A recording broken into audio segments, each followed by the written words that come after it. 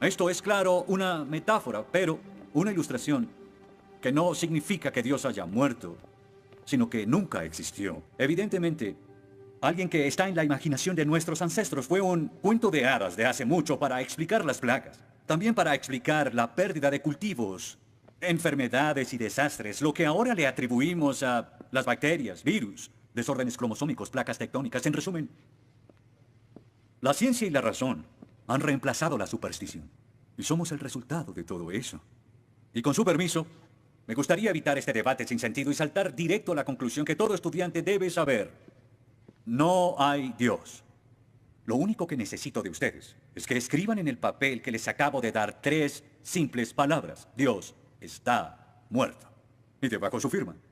Cuando lleguemos a un consenso unánime, que espero que lo tengamos, me ahorraré el tedioso deber de pasar por antiguos y banales argumentos y ustedes pasarán a la sección del curso en la que los estudiantes siempre reciben las notas más bajas del semestre. Y cuando terminen, por favor pasen los papeles a la derecha.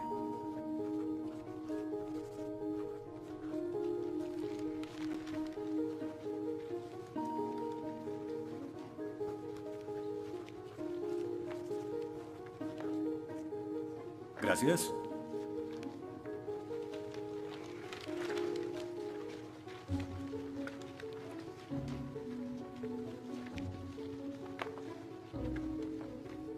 Gracias. Oh, una D minúscula. Esto debería tener crédito extra. Gracias. Disculpe, señor... Wheaton. Josh Wheaton. Señor Wheaton, ¿le pasa algo? No puedo hacer esto. No puedo hacer lo que pide, soy cristiano. Oh, no se preocupe, aún puede regresar a su dormitorio, arrodillarse y orar al lado de su cama si quiere. Lo que haga con su vida es su problema, pero lo que haga aquí en la clase es el mío. Yo no puedo. Muy bien, señor Wheaton. Déjeme explicarle la alternativa. Si no puede admitir que Dios está muerto para el propósito de esta clase, entonces tendrá que defender la antítesis de que Dios no está muerto y será enfrente de la clase, en el atril. Y si falla, que de hecho lo hará, perderá esta sección que equivale al 30% de la nota final de este curso. ¿Lo acepta? ¿Quién decide si gano o pierdo la discusión? Pues yo lo haré. Es mi clase. Yo dirijo. La evaluación es mi privilegio. Con todo respeto, pero no creo que sea objetivo. ¿Y qué es lo que propone? Bien... ¿y qué tal ellos? Bien, es interesante, pero ¿por qué darles el poder a ellos? Ya los convenció. Lo que debo hacer es desconvencerlos, para que admitan su error.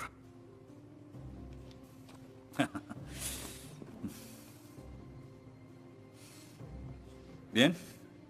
Señor Wheaton, tendrá 3 sesiones los últimos 20 minutos de las próximas 3 clases para que exponga su punto.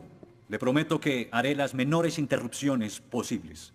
Puede pedir lo que quiera en la clase, pero no le daré más tiempo. Claro, será responsable con las otras tareas de la clase, pero puede cambiar de opinión y traer la hoja firmada. La próxima clase y seguiremos como si nada hubiera pasado. Y con eso, como lo había dicho antes, le daré la palabra al señor Wheaton, quien presentará su caso a favor de un dictador supremo celestial, también conocido como Dios. Señor Wheaton, ¿está listo? El atrio es suyo.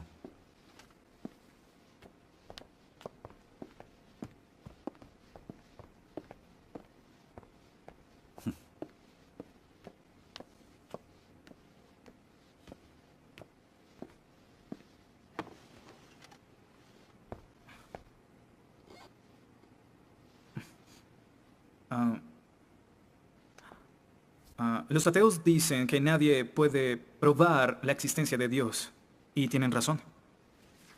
Pero yo digo que nadie puede refutar que Dios existe.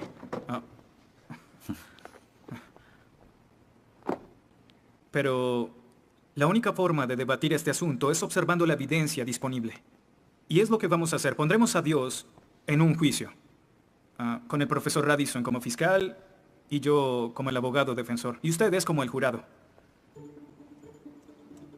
La mayoría de cosmólogos están de acuerdo con que el universo empezó hace 13.7 billones de años en un evento conocido como la Gran Explosión. Ahora, analicemos la descripción del físico ganador del premio Nobel Steven Weinberg de cómo habría sido la Gran Explosión y, ya que él es ateo, podemos estar seguros de que no hay ninguna inclinación religiosa en su descripción. Al principio, hubo una explosión y en 3 minutos, 98% de la materia que hay o habrá se produjo. El universo apareció.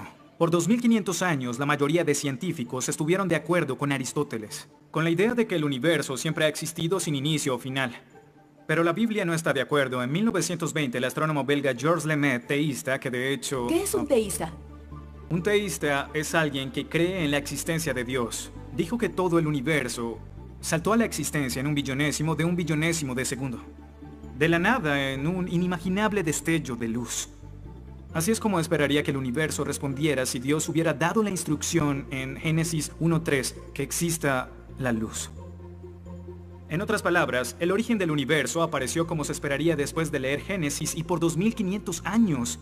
La Biblia tiene razón y la ciencia está equivocada. Todo apunta a un Dios que lo creó, verán. En el mundo real no se ven cosas que se salgan de la nada, pero los ateos quieren hacer una excepción en esta regla. Específicamente en el universo y... Pero en su libro El espejismo de Dios, Richard Dawkins dice que si me dices que Dios creó el universo, entonces tengo el derecho a preguntar quién creó a Dios. La pregunta de Dawkins solo tiene sentido en términos de un Dios que ha sido creado. No tiene sentido en términos de un Dios no creado. ¿Qué es la clase de Dios en el que creen? Incluso dejando a Dios fuera de la ecuación, tengo el derecho de devolverle la pregunta al señor Dawkins y decir, si el universo te creó, ¿quién creó el universo? Ven, tanto teístas como ateos están agobiados por contestar la misma pregunta de cómo iniciaron las cosas.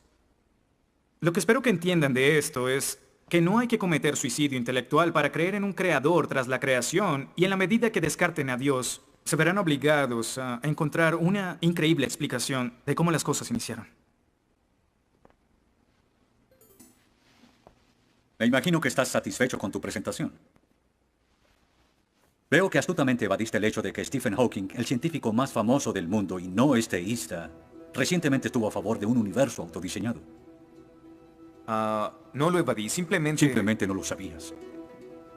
Bien, veamos lo que el profesor Hawking, profesor lucasiano de física de Cambridge, quien ahora ocupa la silla usada por Sir Isaac Newton, tiene que decir sobre el origen del universo.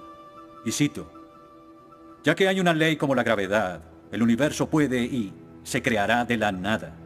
Creación espontánea es la razón, hay algo en lugar de nada. Por eso es que el universo existe, nosotros existimos. No es necesario invocar a Dios para tener al universo en movimiento. Final de la cita. Nunca ibas a mencionar su comentario, pero su opinión se mantiene. ¿Mm? ¿Qué respondes?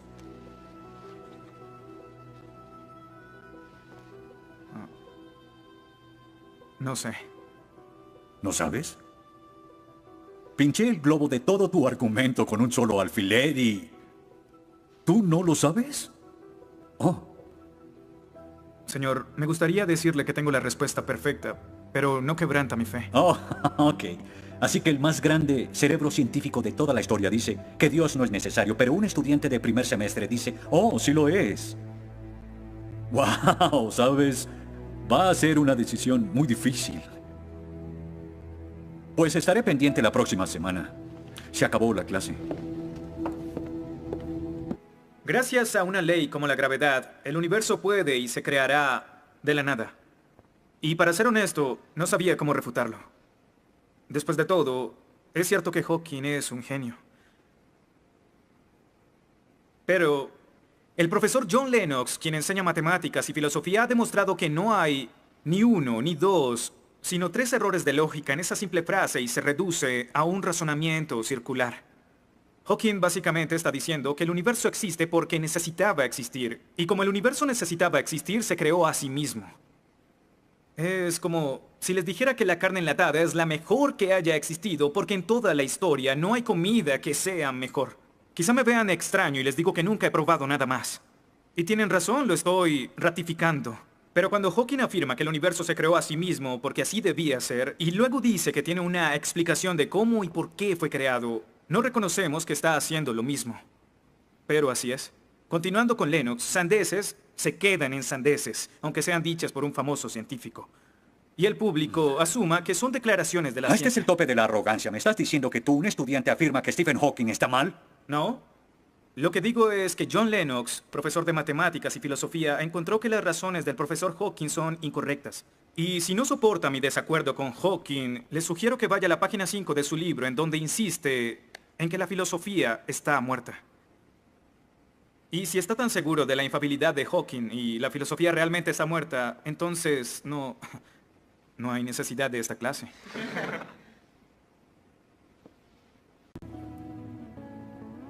Damas y caballeros del jurado, desde hace 150 años los darwinistas han dicho que Dios es innecesario para explicar la existencia del hombre y que la evolución reemplaza a Dios. Pero la evolución solo nos dice lo que sucede una vez que se tiene vida. Así que ¿de dónde viene ese algo que tiene vida? Darwin nunca lo dijo, quizás supuso que un rayo cayó en una piscina con los químicos correctos. Lotería, un ser vivo. Pero no es tan simple. Verán, Darwin afirma que el ancestro de todas las cosas vivientes vino de una sola cosa. Un organismo simple que se reprodujo y se modificó con el tiempo en una forma de vida más compleja. Por eso es que después de contemplar su propia teoría, Darwin pronunció su famosa declaración: Natura non fucking saltum, lo que significa la naturaleza no salta. Y como el famoso autor Lee Strobel dijo, si puedes imaginar los 3.8 billones de años que los científicos dicen que la vida ha estado entre nosotros en un día de 24 horas, en el espacio de 90 segundos, la mayoría de grupos de animales de repente aparecieron en las formas que actualmente tienen. No como Darwin predijo, sino en términos de evolución, casi instantáneamente. Así que la naturaleza no salta, se convierte en la naturaleza dio un gran salto. ¿Cómo los deístas explican tanta información biológica? Y Dios dijo, que las aguas se llenen de seres vivientes y que vuelen aves sobre la tierra en la expansión de los cielos. Dios creó los monstruos marinos, los diversos seres vivientes que llenan las aguas y todas las especies de aves. Y Dios vio que esto era bueno. Génesis 1:20. En otras palabras, la creación sucedió porque Dios lo dijo. Y lo que parece para nosotros un proceso oscuro sin guía, pudo realmente ser controlado de principio a fin. Se dice que el mal es el arma más potente del ateísmo contra la fe cristiana. Después de todo, la existencia del mal nos lleva a una pregunta. ¿Y si Dios es tan bueno y tan poderoso, por qué permite que el mal exista? La respuesta a esto es muy simple. Libre albedrío. Dios permite que el mal exista por el libre albedrío. Desde el punto de vista cristiano, Dios tolera el mal en este mundo por un tiempo, para que un día todos los que eligieron amarlo estén con Él en el cielo, apartados del mal, pero con el libre albedrío intacto. En otras palabras, la intención de Dios con el mal es destruirlo un día. Oh, qué conveniente. Un día me desharé de todo el mal del mundo, pero hasta ese momento tendrán que lidiar con las guerras, holocaustos, tsunamis, pobreza, hambruna y sida. Que se diviertan. Luego nos enseñará sobre el absolutismo moral. ¿Pero por qué no? El profesor Radisson, quien claramente es ateo, no cree en absolutismo moral, pero en su programa dice que planea hacernos un examen en la última semana. Apuesto a que si consigo una A en el examen haciendo trampa, inmediatamente empezará a sonar como un cristiano, insistiendo que está mal hacerlo. ¿Y qué base tendría él? Si el propósito de mis acciones es lograr el éxito, entonces, ¿por qué no podría hacerlo? Para los cristianos, el punto de la moralidad, lo que constituye lo bueno y lo malo, es una línea directa que nos conduce hacia Dios. Oh, ¿estás diciendo que necesitamos a Dios para ser morales? ¿Que una moral atea no es posible? No, pero sin Dios no hay una razón para ser moral. No habría un estándar para el comportamiento moral. Para los cristianos, mentir, robar, hacer trampa en un examen para lograr una calificación que no merezco está prohibido. Pero si Dios no existiera, según Dostoyevsky, este es el punto. Ahora, si Dios no existe, entonces todo es permitido. Y no solo es permitido, sino sin sentido. Si el profesor Radisson tiene razón, entonces nuestra lucha, nuestro debate, lo que decidamos aquí no tiene sentido. Nuestras vidas, nuestras muertes no serán diferentes a las de un pez dorado. Oh, qué ridiculez. Después de toda tu charla, ¿quieres decir que solo hay una opción? Creer o no creer. Así es. Eso es todo.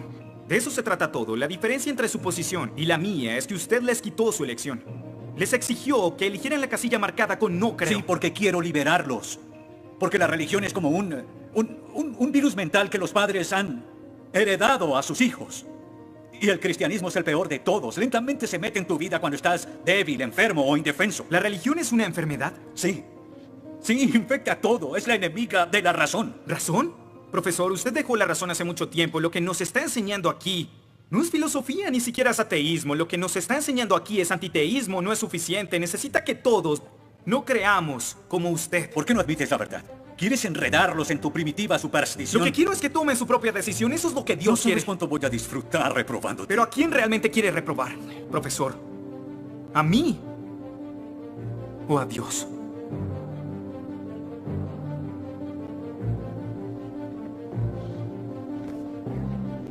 ¿Odia a Dios? Ni siquiera es una pregunta. Ok. ¿Por qué odia a Dios? Esto es ridículo. ¿Por qué odia a Dios? Responda la pregunta. ¿Ha visto la ciencia y los argumentos? La ciencia avala su existencia, conoce la verdad. ¿Por qué lo odia? ¿Por qué? Esta es una pregunta simple, profesor. ¿Por qué odia a Dios? Porque Él me quitó todo lo que era importante para mí. Sí, yo odio a Dios. Todo lo que siento por Él es odio.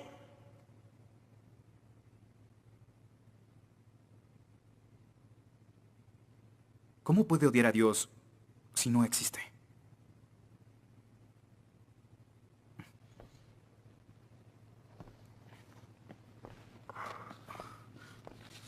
No probaste nada. Quizá no.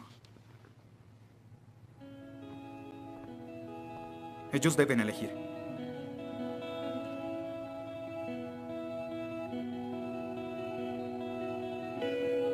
¿Está Dios muerto?